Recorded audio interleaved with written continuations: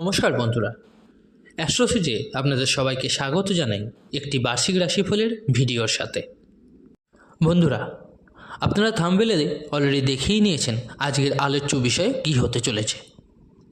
2025 সাল কুম্ভ রাশিদের জন্য কেমন হতে চলেছে আজ তা নিয়ে বিস্তারিত আলোচনা করব। কুম্ভ রাশিদের জন্য এই বছরটা খুবই গুরুত্বপূর্ণ প্রমাণিত হবে, কারণ শনি 7.5 শেষ পর্যায়ে থার্ড ফেজ শুরু হয়ে যাবে। অন্তিম 7.5 লগ্ন শুরু হয়ে যাবে 2025-এ। রাহু এবং কেতুর সবথেকে বড় প্রভাব পড়ে আমাদের জীবনে, যে কলিযুগের রাজা হিসেবেও পরিচিত। তো রাহু আর কেতুরও প্রভাব থাকবে। রাহু আপনাদের কুম্ভ রাশিতে প্রবেশ করবে। খুবই আশ্চর্যজনক ব্যাপার হচ্ছে, এই বছরে রাহু আপনার রাশিতে ঢুকবে আর শনি বেরিয়ে যাবে। কেতু আপনার সপ্তম ঘরে গোচর করবে।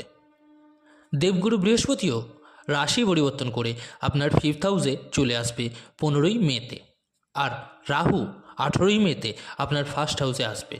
আর 30শে মার্চ 2025-এ থার্ড ফেজ শনি 7.5 প্রারম্ভ হবে।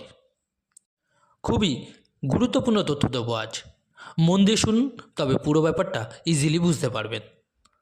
অবশ্যই যারা নিজেদের বাচ্চাদের প্রেডিকশন করাতে চাইছেন তারা আমার টেলিগ্রাম চ্যানেলে জয়েন করে নেবেন, লিঙ্কটা ভিডিও ডেসক্রিপশানে পেয়ে যাবেন। আজকের এই বিশ্লেষণটি জন্মরাশি চন্দ্ররাশির ওপর নির্ধারিত। লাস্টে বলবো কিছু রেমেডিস। তো চলুন মূল আলোচনায় ফেরা যাক। কুম্ভ রাশি আপনাদের ফার্স্ট হাউসে অবস্থিত শনি এবং শুক্র, সেকেন্ড হাউসে রাহু, 4th হাউসে বৃহস্পতি, 6th হাউসে মঙ্গল, 8th হাউসে কেতু এবং 10th-এ বুধ এবং 11তে সূর্য। বৃহস্পতি কী ফল দেবে আপনাকে প্রথমে জেনে নেওয়া যাক।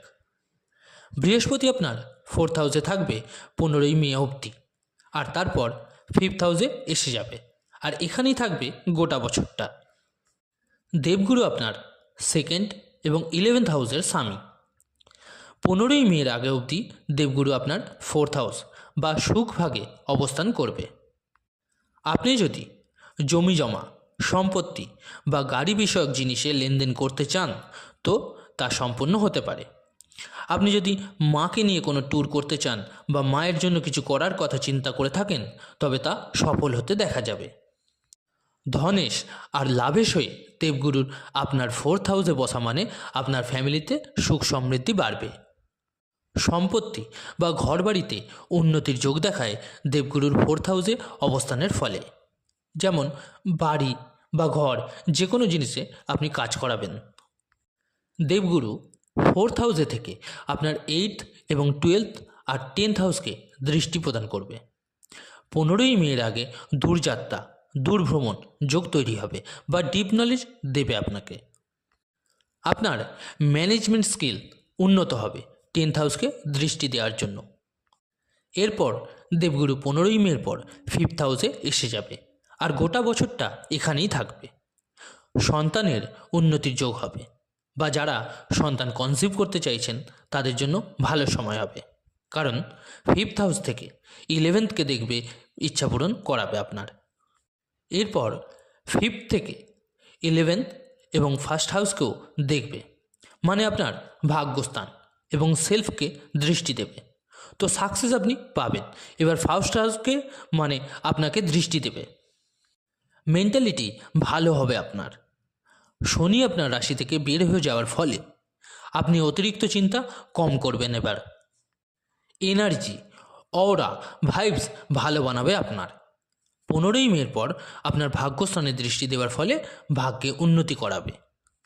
ভাগ্যের লর্ড হয়ে ভাগ্যস্থানে দৃষ্টি, ভাগ্যের বাধা কাটবে আপনার।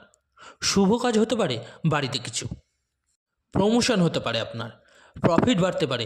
সে আপনি জব বা বিজনেস যাই করুন না কেন, প্রফিট দেখাচ্ছে বৃহস্পতি।